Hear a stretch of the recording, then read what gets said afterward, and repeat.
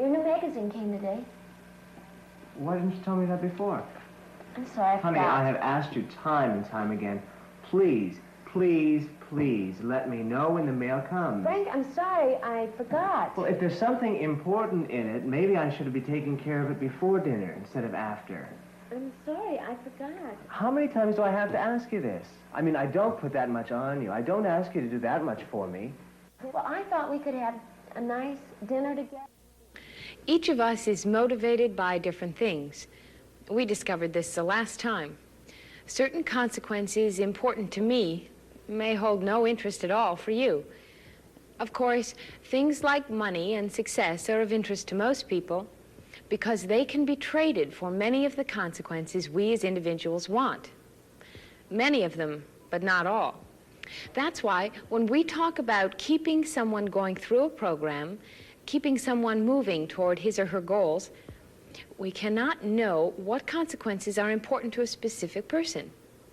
The program that we design must be tied at as many points as possible to the critical consequences for the given person. We must then have some way to identify the consequences which motivate ourselves and others. In our last program, we examined some very basic procedures we can follow. In the upcoming example, both these procedures are used. See if you can identify them. The case involves the woman whom Dr. Goldiamond spoke of last program. Remember, she had some difficulties with her child. It turns out that she also mentioned a problem with her husband. He was not our client. As a matter of fact, he wouldn't come in. So we contracted with her to teach her a constructional approach to dealing with her husband. If you want to, but don't have it on too loud. Again, she saw only the bad side of things. That is, the pathology which she wanted eliminated. Your new magazine came today. Why didn't you tell me that before? I'm sorry, I Honey, forgot. I have asked you time and time again. Please, please, please let me know when the mail comes. Frank, I'm sorry, I forgot. Well, if there's something important in it, maybe I should be taking care of it before dinner instead of after. I'm sorry, I forgot. How many times do I have to ask you this? I mean, I don't put that much on you. I don't ask you to do that much for me. When they were first married, he had shared the dishes with her and had worked together with her in numerous other ways. But things had now reached such a point that immediately after supper, he ignored her, went to his den to examine his slides and photography books, and left her with the dishes and the rest of the house. Irene, Yes? where did you say you put the new magazine? In the drawer, Frank. Irene, it's not in here. Could you please come down and show me where you put it? All right, 1 minute. Now! Okay.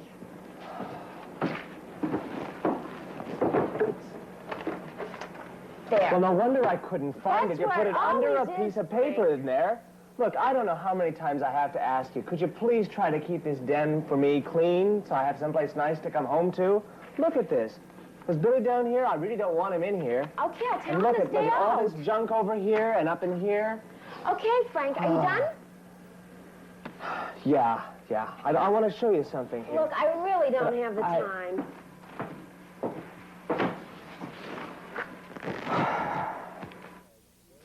It looks like he has very little use for her and very much prefers the company of his magazines and slides to her company.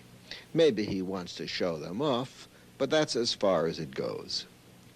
I asked her to examine this scene more closely. How was your dinner? Mm-hmm. Did you do anything at work today? I said, I'm candid camera, and I snap 2 pictures in rapid succession. The first Honey, shows why him don't you come on down screaming to the den and let me about show the you how this state works. I'd like of to take his it home. study. What does the second picture show? Me running down the stairs, she said. If it's not one thing, it's another. Irene, where is my pipe? This occurs almost every single night of the week. I said, well, if this occurs repeatedly, if this kind of relation goes on, then maybe your coming down the stairs is what maintains his screaming. She thought for a moment and asked, well, why would he want me downstairs with him? And I commented, well, maybe he's proud of his collection. Maybe he'd like to share it with you. Maybe he'd like to show off all these things to his wife. And she said, well, she said, if that's what he wants, why doesn't he ask for it in a nicer way? Well, what happens if he asks you in a nice way? And she said, well, I've got to do the dishes then. He certainly doesn't help me on the dishes. So I said, well, inasmuch as he's going to get you coming down the stairs anyway, why don't you come down on your own and let him have what you're both after, namely friendly relations between you, and maybe then if we can turn things around in this area, maybe things will start getting turned around upstairs as well with the dishes. A situation which she had interpreted as displaying his hostility and thorough non-use for her was one which could be interpreted as indicating that he needed her very badly and wanted her. How's work today? Well, it was fine. It was fine. Good.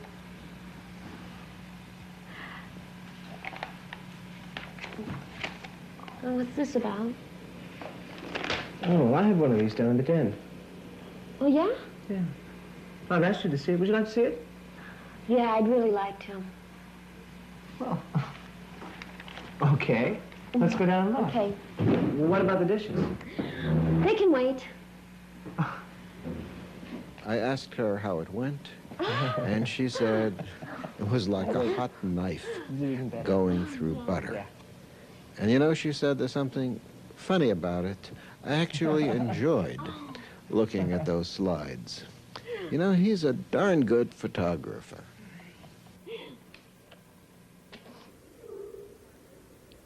Did you single out the procedures? Name 2 important consequences for the husband. One procedure was discussed last program.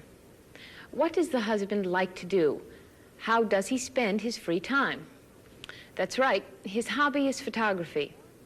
At times, photography is more important to him than his dinner or his family. The second procedure, as we learned before, is to observe what follows immediately the behavior in question. In this example, the behavior in question has the husband screaming at his wife from the den. What follows upon this? She runs to the den. The consequence, her presence and attention. By giving him her attention immediately after dinner, she avoids the yelling, and by the way, gets some help with her housework, something important to her. This is an example of a program systematically applied that gets what she wants. Her husband also gets what he wants in the bargain. We'll be learning more about how to design programs in the next show. But first, Dr. Goldiamond suggests some more procedures for identifying our critical consequences.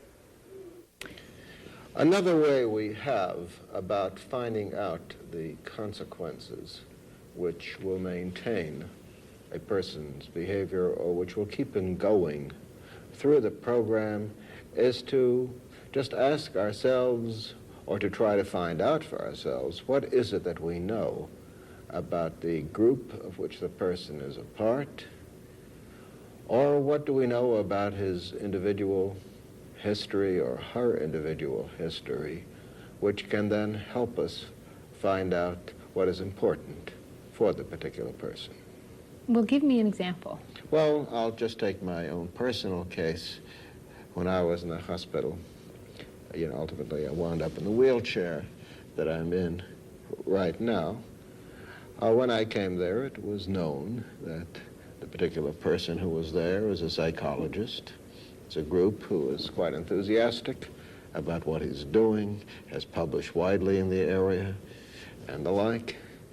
And so here is now a history about this particular person in the group that could have been capitalized upon, because the aim is to get you going again. Mm-hmm. However, a mistake was made in the best-run institutions. Mistakes can be made. The mistake was made, I was told afterwards, that, gee, we decided that, gee, you're here, we could use you very much, but we don't want to confuse roles. We don't want you functioning professionally at the same time that you're a patient. You know, I was never asked. Mm-hmm. But, you know, so we want you to be a nice little patient and not to function professionally. Well, they ought to have known me better. They knew about me, and so do the rest of the staff, and some of the patients as well. So I began to get all kinds of people coming to me, including staff, for professional advice, how to set up programs, how to do things of this kind, and which anybody who had known my history would have predicted. This is exactly what is going to happen. What you would do. That's right. You know, like, how could he do otherwise? Now, they could have harnessed this into a program. Mm-hmm. As it is, I harnessed it into a program of my own. So I enjoy, you know, doing what we're now talking about. You know, this whole program, I enjoy the topics of it. And so I also did it in the hospital. You know, why not? The thing to do is to make it part of a program. Well, I'm sure that you must have run into this while you were in the hospital. What about all those people who don't have the knowledge that you have as a psychologist, and who also, for whatever reason, don't have that impetus? There are some people that do not want to get better. Mm-hmm. Their motivation is to do nothing, is to lie back, to remain in the hospital, even perhaps do things to keep them in the hospital. Now, looking at that superficially, that would seem very peculiar, especially for someone like yourself, who is very motivated in the opposite direction. But why is that? Why, and what are the reasons for people who don't seem to want to get better? Mm-hmm. Which then brings us to another way of examining consequences. Mm-hmm. Now, here is somebody who doesn't seem to want to get better. See, I don't believe that people are that different. See, I think he should want to get better. As a matter of fact, the whole staff believes he should want to get better, and they keep urging him, but you should want to do this, you know? How come he isn't motivated? And this, that, and the other thing. And this is where this whole motivation business gets you into trouble. In that particular case, we might use the other procedure that I talked about, finding out the consequences. Yeah. We ask ourselves, what are the alternatives to what is going on right now?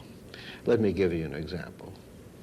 Okay, I was hospitalized. I had a career to go back to, professional life I wanted to resume. The University of Chicago wanted me back, made no bones about it and the like. Supposing they had said, you know, to hell with you, we can't use you anymore. You know, what then would have happened? I don't know, but they never did this. And so there I was, I had something to look forward to. And what I had to look forward to was what I had been doing. Now it was deferred, and I had to do it under different circumstances. So I tried to figure out, you know, what these are and how to get them. But there were some people, there was nothing outside, nothing available for them. I happened to think of a particular young man. He was a late teenager in one of the slum areas. His parents were gone. His family was not around anymore. He simply had been living with a kind of a gang, had gotten shot. And now if he was discharged, he'd be released by himself, maybe sitting in a wheelchair in a one-room apartment, which welfare might get for him. Mm-hmm. What would he do? So what no sort of living is this? No family ties, no education, not even the solace of returning to the gang, because That's right. they would not take him back. Nothing to look forward to. On the other hand, the alternative for him, in this case, one alternative is pretty bleak. The alternative of staying in the hospital, where there are lots of people his age, older people, and you're part of a community, you know, moving back and forth, doing all kinds of things, that's it. But in order to be there, you've sort of got to be pretty sick. So he didn't participate in the activities on PT. He didn't do any of these things. That's physical therapy. Mm-hmm. He didn't do any of the things which one is supposed to do to get better. And the staff then decided, gee, we can't work with him anymore. We're going to try to get rid of him, send him off somewhere else, because we can't help him. He doesn't want to get better. We can't help him. So what he then did was to lie on his side in such a manner that he developed a bed sore. The technical term is decubitus ulcer. They had to keep him. Mm-hmm. Every effort they then made to discharge him, he knew the system. Because they were giving him nothing to go to. That's right. In the hospital, he felt average. He was a part of the group. Well, more than average, he was a kind of leader. He just went around, he's alive. He's alive. He would have been the freak, the lonely freak, who is so different, the way he was thinking, so different from everyone else around him. See, I don't know how he was thinking. All I know he'd have sort of nothing going for him on the outside. And all I just do is put myself in his boots. How would I just like to sit looking outside a window, maybe, and that's that. You don't have to be a kind of freak about this, but just, what is there worth living for? You call this living? And so in his case, the alternative, the hospital did all kinds of things, and every effort the hospital staff made to discharge him, well, then he escalated his sickness to keep himself in there. They just seem to have missed the point that when they got him well enough to get him out, they had to give him something to go home to. Yeah, well, the thing to do for him, of course, would have been to develop some kind of program for him.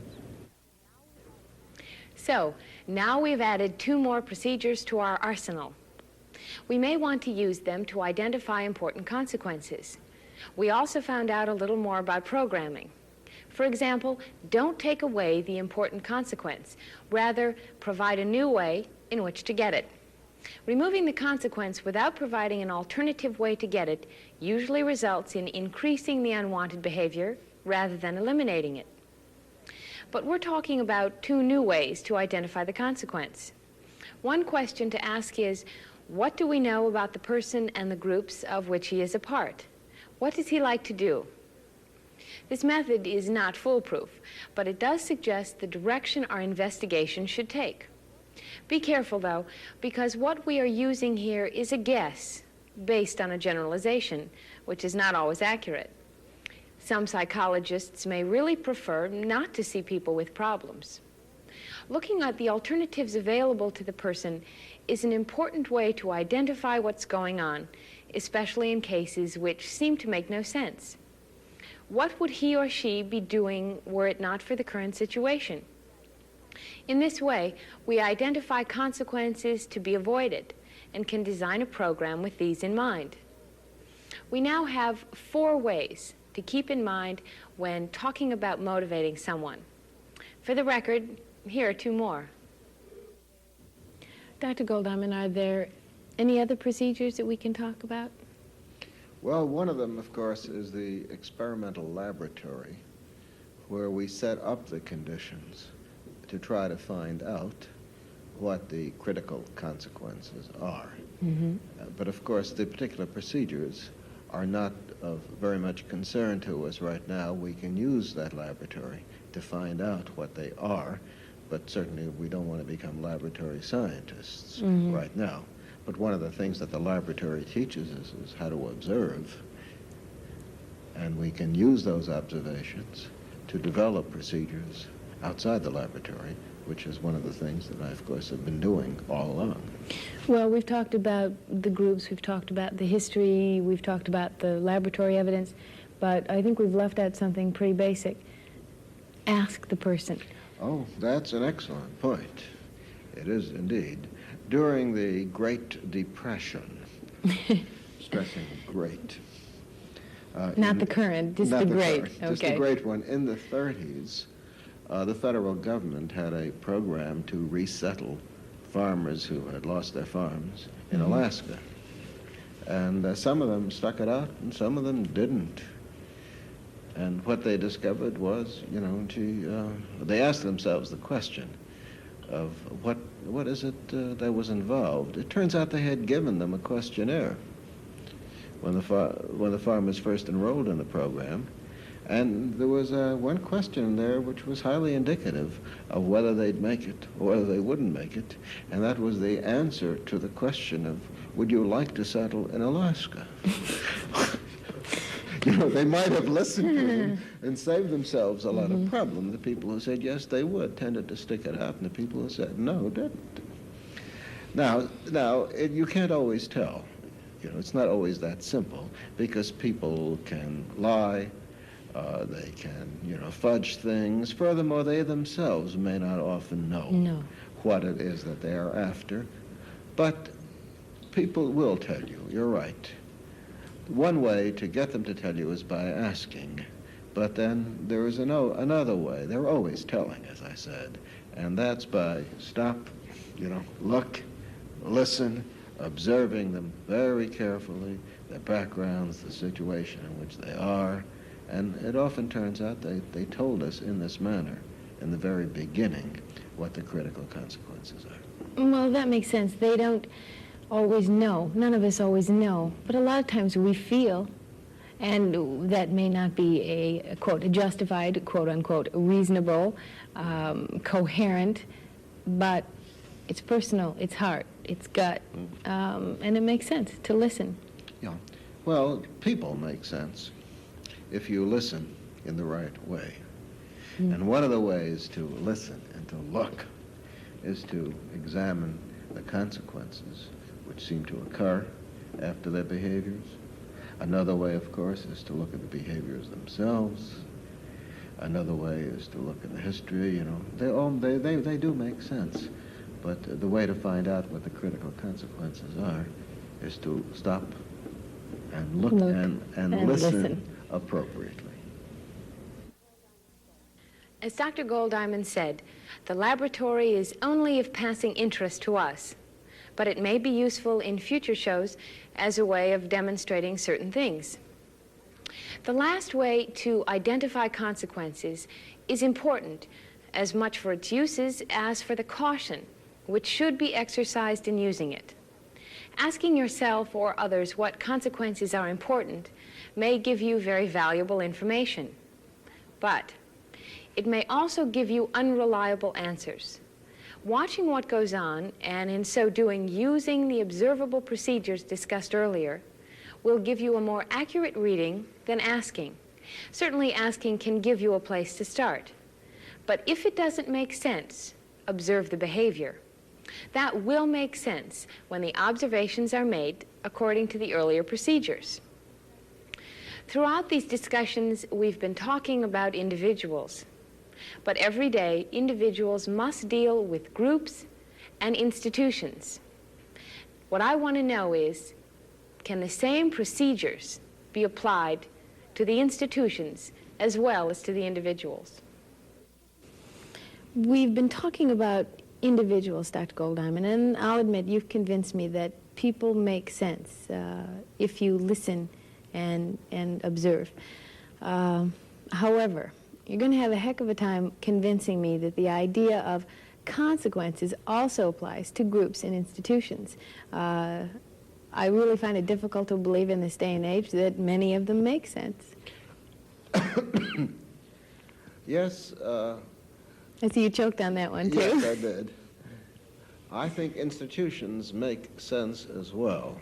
What we have to start looking at is the consequences and all the other variables that we were looking at with regard to individuals, the consequences, their history, the particular patterns or institutional practices they're engaged in, and the like, and start to ask, how do these make sense? Do you mean widen the lens, but still looking at it from all the angles? Our unit of study is now the institution, rather than the individual.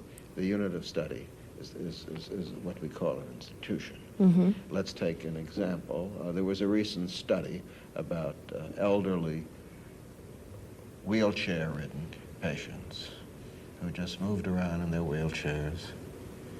And the staff felt that, you know, they should stay there. You know, they're too sick to get up and move around.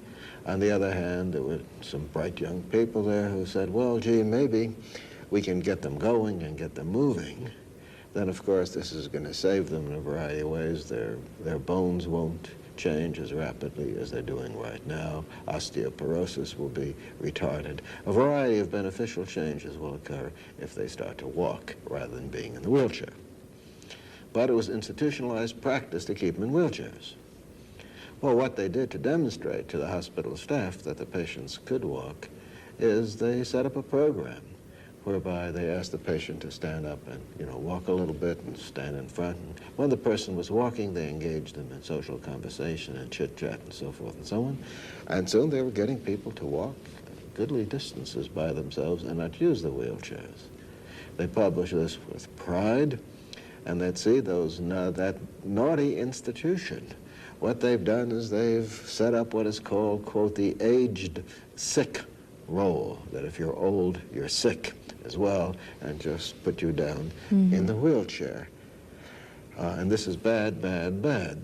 However, it turns out that the aged sick role, what that does is it sort of rationalizes certain financial consequences for the institution.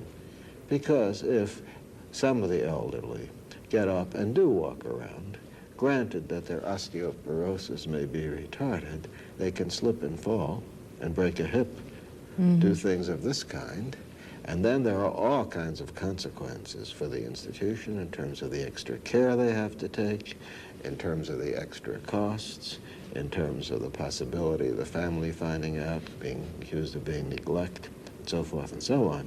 In this particular case, the institutional consequences, finance and more work and more effort towards helping people be healthy because of the fact that the consequences attached to that are not of the same kind of payoff nature as the consequences of simply putting them in a wheelchair, then they engage in the latter.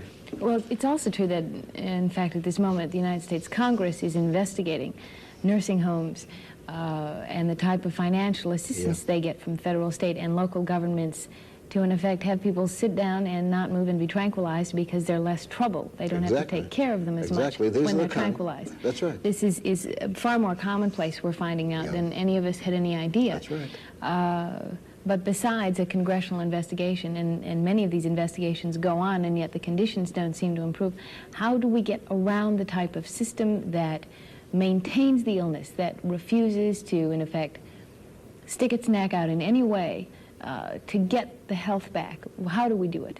Well, we have to approach the institution that, quote, doesn't seem to want to get better. Like the individual. Like the individual who, quote, doesn't seem to want to get better. What are the alternatives for the institution? What consequences are governing its behavior? And can we now start attentioning the consequences in the other way? And can we turn it around, as in all the individual cases that we've talked about? So institutions are affected by consequences as well. Their behavior, which may seem illogical at first, makes sense when we look at the consequences for those places. The consequences may be financial, or legal, or something else. But if we look closely enough and apply some of the procedures we have learned for identifying these consequences, the institutions make sense too. By now, we should all be able to answer three parts of the question, where do we go from here? What is our goal, and where are we now in relation to it? Remember that where we are now is in terms of our strength. By identifying important consequences, we can decide what to use in keeping ourselves, or others, going through a program. Next time, we'll see how consequences help us make sense of emotions and strange or odd behavior.